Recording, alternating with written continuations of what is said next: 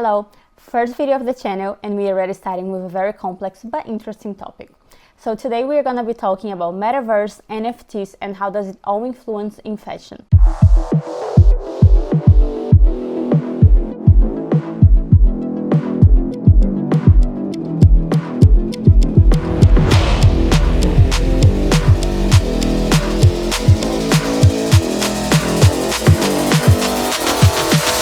But before defining what all these buzzwords are, I want to remember about the moment we are living in. So if we think about the past 2 years, we were living in a pandemic. And this pandemic hit fashion so hard. The pandemic accelerated the metaverse and made this digital life normal for us. But first, we saw stores being closed, business shutting down, travel restrictions. With all these restrictions in place, the fashion industry had to be creative.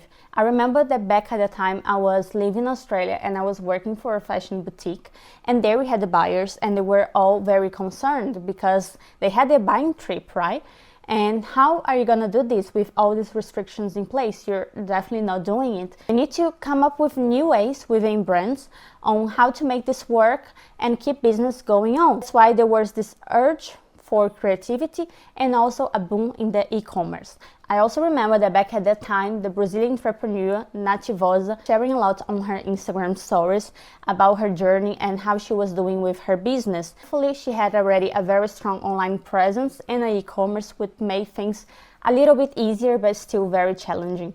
But this definitely showed us how important it was to have this presence and be already adapted to this online digital life. Let's remember that if you're studying or if you're working, probably you were also at home and you were using platforms as Zoom or Google Meetings, and everything was basically online. And of course, with all this, we started to hear more these words as Metaverse, NFT, which is basically the gamification of finance. It's just one aspect, but let's think of some other ones that we see in place. We live in an Instagram society where we really worry about what kind of clothes we're gonna wear and if it's gonna be matching with our profile grid. I've also watched a very interesting video from Business of Fashion when they were talking about the crossover of digital and physical, right? The new phygital.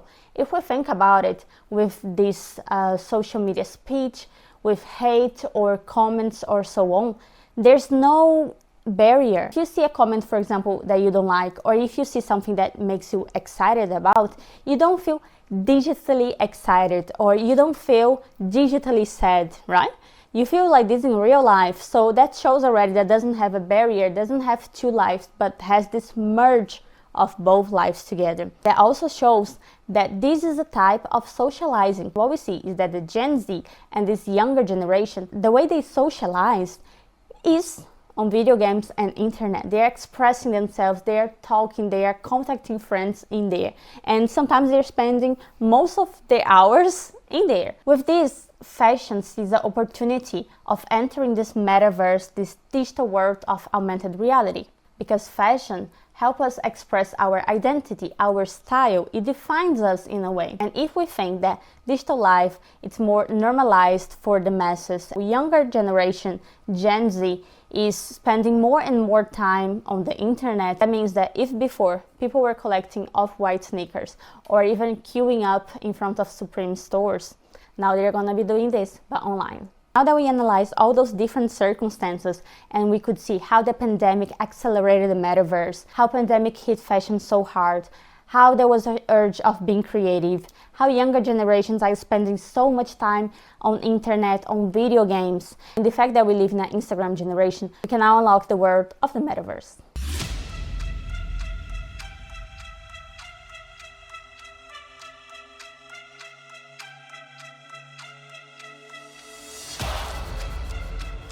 When internet has started, there was a whole new world that was unlocked. We saw them breaking paradigms, we saw a real revolution. But the thing is that Web 1 and Web 2.0, they were created in a way that creators were delivering free resources. They would create free content for a huge platform, like here in YouTube or Instagram, TikTok, and so on. The Web3 is the next succession of the internet. It's a whole new world. It's the metaverse, it's the blockchain, it's the NFTs, it's the decentralization. But what we are seeing right now, and that it will take decades to reach its max potential, but we are seeing it, is the Web3. The difference of the Web3 is that if in Web 1 and Web 2.0 we were being observers, now we're going to be part of it. We are going to be part of this universe. We are going to be constantly participating inside it. I'm going to leave you with a definition by Ethereum. Web3, in the context of Ethereum, refers to decentralized apps that run on the blockchain. These are apps that allow anyone to participate without monetizing their personal data. And you know what is the interesting fact here? That the term metaverse was first mentioned in 1992 by an author called Neil Stephenson. He mentioned this term in his science fiction novel Snow Crash, and only about 30 years later we would be talking about it. To know that it's gonna be important, I really put a high bet on it. Mark Zuckerberg, for example, really believes on this, otherwise he wouldn't have changed the name of his company to Meta. We can basically summarize the metaverse as being a fictional world that is actually way more real than we can imagine. And inside this metaverse, there are some other buzzwords going on to shape this new universe. So we can talk about NFTs and cryptocurrency. Cryptocurrency is a digital currency that is part of this blockchain. The more popular ones are Ethereum and Bitcoin. Different than NFTs, cryptocurrencies are fungible tokens. NFTs, they are non-fungible tokens. So let's think about an art piece that you can be the owner online in this blockchain, and you are the only owner. That's why it's a non-fungible token. You not have more than one owner, and it also means that you can own something on the internet. It can be anything. We can talk about artwork, we can talk about cars, we can talk about houses, anything that you can own as a digital asset. And of course in fashion, what we are seeing right now a lot are sneakers, some digital sneakers that we're going to talk more later. I was listening to a WGSN podcast and they said something really interesting. Well, we know we've been talking here on this video how much we have this online presence, and we gather a lot of inspiration from streetwear, right? And they're saying that the screenwear is going to be the new streetwear. And if we compare in this way, we can also say that NFT is going to be the couture inside this metaverse. So the high-end, the high luxury. Okay, so now that we have the definition of those terms, let's come with some key information. According to Bloomberg Intelligence, the metaverse is said to be a $800 billion market opportunity by 2024. And right now, the global cryptocurrency market cap today is 1.92 trillion. At the beginning of the video, we said how the pandemic accelerated the metaverse, but of course you might be thinking this needs to come from somewhere. And where does it came from? And I can tell you it came from the gaming industry. I was very surprised with the data I found, because according to Newzoo and Business of Fashion, about 3 billion people play video games. And that's a very high number, that 46% are women. I had no idea about how many women would be playing. And of course, 3 billion people in the world are also a huge number. See that those gamers, they were actually the first players of the metaverse. Because if you analyze Fortnite, Roblox, I don't know much about it because I don't play it, but I see my cousin addicted to Fortnite. He loves it so much. He's always there socializing with his school friends about it. And he always wants to buy skins, which are new costumes for the characters he has on his game. If we think back about us, I used to love playing The Sims. So as much as we say that this is a whole new world, we need to think that we've been here already a long time, evolving and developing this metaverse reality. So it's more than time to come. 30 years ago, we talked first about this term. Added this gaming thing with The Sims, costume, clothes they were going to be wearing digitally. Now we're gonna see how it's gonna work for us consumers participating inside this universe. I truly believe that's the future of social media and e-commerce. We saw this e-commerce boom, but there's so much going on inside it. Guys, I didn't say in the beginning of the video, but that's a very, very complex topic that I've been researching a lot, and actually took me months to be able to come here to feel a bit more confident to talk about it with you. And I even decided to create a mini series because there's just so much going on. We have this influence of us wanting to enter the metaverse, but also the opposite, because the metaverse are influenced so much right now in fashion, and fashion are influencing the metaverse. So we have this both ways going on. We see, for example, cargo pants, combat boots, puffer jackets.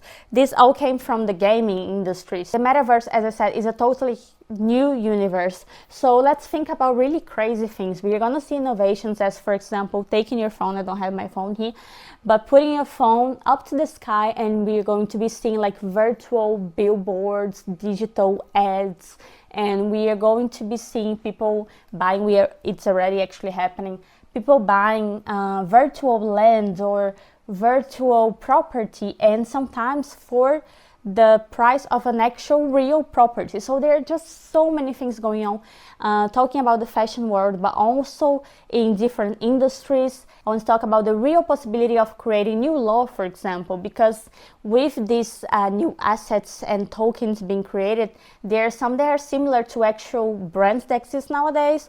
For example, there was one case with similar Hermes bags. There was a case that Nike prosecuted StockX, a platform, for saying that the sneakers, the assets they are selling, they really resemble Nike ones. So, you know, there's just so many things going on. It's a whole new world, it's a whole like new things emerging and being created. And of course, law and rules and everything that we need to see developing. Can be 100% sure that I'll come here with some exciting things. This video is more of a theory, it's more for us to really go inside, deep into this universe to understand what it's all about, and then later on we're gonna see nice stuff.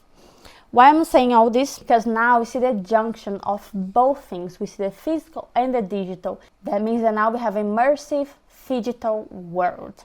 That means that we're going to see all this merging. For example, you can buy online on an e-commerce, and then you're gonna be seeing yourself exactly as you are, with the same measurements, weight, everything, to be able to try on exactly the fit, to find out new silhouettes. It's important to let you know that there are so many huge, amazing brands that we love. They are in the front of this metaverse. For example, Burberry, Moschino, Balmain, Gucci was one of the first, Balenciaga. But the beauty of the metaverse is that it's decentralized. If we think of fashion in a whole, historically we can see that it was very exclusive. Not only the luxury market, but it has been very exclusive. That means that many people were excluded from this world. It's very hard for small designers to have success. Success is holding the hands of those big conglomerates. They are small in amount, but they are very big groups, have the ownership of all these amazing brands. And the beauty of the metaverse is that it's not only them that are capable of being part of it.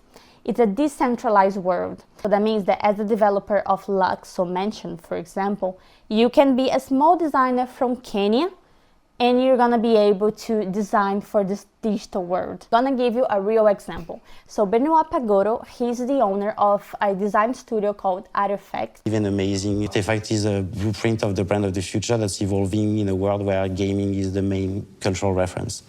And he partnered with a digital designer called Fevosius, and in only 5 minutes, actually less than 5 minutes, they sold 620 digital sneakers. So digital sneakers, NFTs, and guess how much they earned? They earned $3.1 million by selling 620 digital sneakers in less than 5 minutes. I couldn't believe, they also couldn't believe, but that's how it works. This designer, he wasn't famous. He was just someone he met on Twitter that was very passionate, and they decided to partner together. So that's what that means. Everyone can be part of this game. Another example, but of course we're gonna come up with more details in another video. It's how real world and the metaverse, they are merging and impacting each other.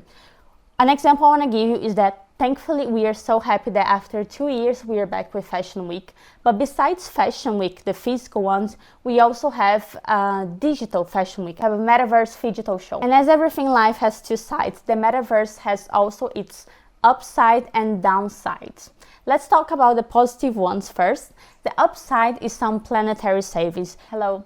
Battery died, I'm so sorry, I'm back after a few hours. It is said that producing a digital garment emits 97% less carbon dioxide than physical ones. Farfetch and DressX teamed up to digitize about 20 pieces of their pre-order collection. And with that, they were able to save more than 346,000 liters of water. That's a lot. So guys, that's a very interesting one. We are going to see this word a lot coming up when we talk about the metaverse, which is collaboration. We are going to see the rise of new careers, and they are going to be collaborating with each other. A designer, for example, that is super creative, has an amazing idea of a digital sneaker. They might not be able to create it by themselves. They need someone else, like a product developer or a digital engineer. And it's really nice that these people will team up to build this final product. Talk about metaverse. We also talk about DAO cohort. So the DAOs, they are basically co-creation. It's a term that it's a bit more complex, but is also really nice. I'm not talking only about fashion, but even about the construction of cities, of mobility, sustainability, fighting causes as deforestation. So we are all able to co-create basically a democratized way of designing when people will collaborate with each other to come up with a final thing. Now talking about the downsides, it's a bit complicated when we talk about sustainability, because if on a certain aspect we can see these savings related to water and carbon emissions, on the other hand, we can also see a huge energy consumption to be able to develop this metaverse and to be into this new universe. Mining and minting NFTs require so much energy, and of course these are something that needs to be upgraded. We need to find better ways of producing this energy. It's really nice that we are able to save water. You know, like fashion is the second most polluting industry in the world, so it's super amazing that we can have these digital assets, but at the same time it comes with energy consumption. Second downside, accessibility. Here we're talking so much about this being a decentralized world, decentralization, democratization, but at the same time this is not that accessible yet. To be able to buy NFTs and to be in this metaverse, it's all acquired by cryptocurrencies. That means you need a digital wallet and be able to purchase those assets with currencies as Ethereum or some others as Solana, for example. Third downside, they are not talking much about it, but it's super important to keep in mind. So of course companies, they want to be on board of it, they want to develop and they want to be on the forefront, but at the same time they need to be honest with consumers, and consumers need to have a better understanding before investing in NFTs. I'm telling you this because many NFTs is actually not really considered an NFT because they are just 2D images.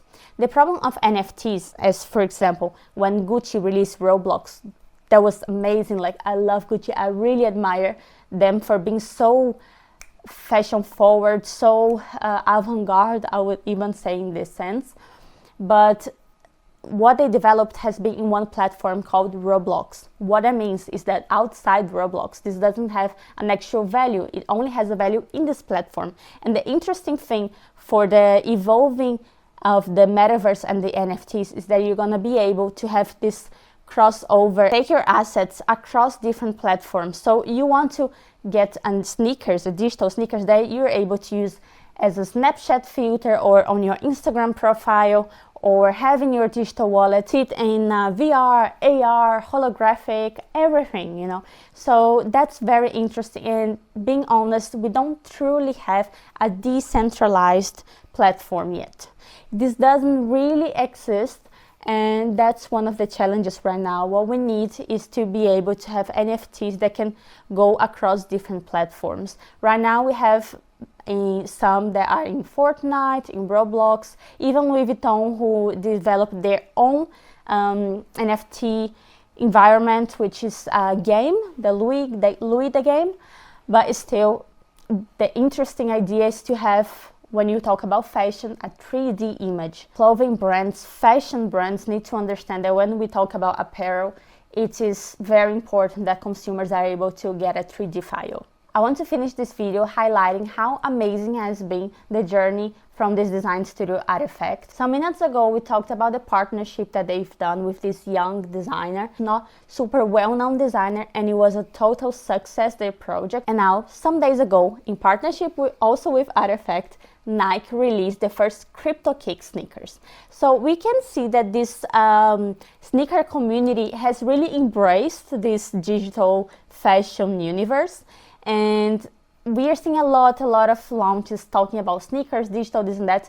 Adidas and Nike has been on this race, I feel, inside the metaverse, which is also really interesting to see, and it brings even more development for us. It's actually really interesting because this crypto sneaker was actually acquired for some people who had another NFT, and it was airdropped for free to these people. And they didn't know which project would it be. They could have the option to sell it or keep, and I'm sure that now it's valuing a lot for people who kept those assets and now have those crypto kicks, which are very exclusive. It's exclusive to people who has these NFTs. Another interesting thing that we need to think when we see Balmain and all these brands going on this is when they merge the phygital. So it's nice to have an NFT, but we need to understand that we are not so developed yet in this world. It's just the beginning. We are starting it. So it's not really like still the best quality so far. We're gonna have this and that. So it's nice when brands, they merge, you know, they have both the digital, but the customer can also have access to the physical one. Artifact was the same. Those digital sneakers that they've done before, they were NFTs, but now people receive the physical ones. The designer on the interview, I'm gonna put here very quickly, he was wearing them. So that's really interesting, and that's some other things that I'm gonna bring here for next time. I'm gonna give some examples and how they're also unlocking benefits. You know, sometimes you have an NFT that will give you access to Fashion Week, for example, physical, real world here. And just giving a quick spoiler of we're gonna be talking on other videos. You know this here? Nowadays, that's what people are doing. Before, you would be with a Gucci hoodie, right? Or something like this, an off-white hoodie. But what people are doing, they're customizing, and since fashion is a way of showing your identity to the world, they are bringing this to the real world. This luxury, this is part of identity building. People want to show their assets. People want to show as luxury who they are. So that's it, guys. It was my first video. Maybe you could tell I was nervous, right? I was really nervous. It's everything new. Still need to set up, like have a better camera and stuff, but I've been taking so long to finally be able to launch my channel. It's something that I really wanted to do since a long time. I actually had a YouTube channel some years ago, and it was a dream that kept on me, that I needed to be back. I needed to do what I love, but it's not easy. It's a bit complicated to talk. I'm so happy that I've done it. The first video is here. Second will be even better. Thank you so much for everyone who checked till the end. And I'm gonna ask you to please hit the like button if you like this video, of course. And I know this topic is super mind-blowing, was a lot of information, a lot of theory and definitions and so on. But if you like it, then hit subscribe button, because you don't know what's coming next. We're gonna be talking about so many real-life examples. I'm gonna explain you a bit of Fendi's strategy. They are going to launch in June soon. Crypto wallet, hardware wallet, and so many other things going on. We're going to talk about Gucci strategies, Balenciaga, and Digital Fashion Week. So don't miss out. I'm waiting for you.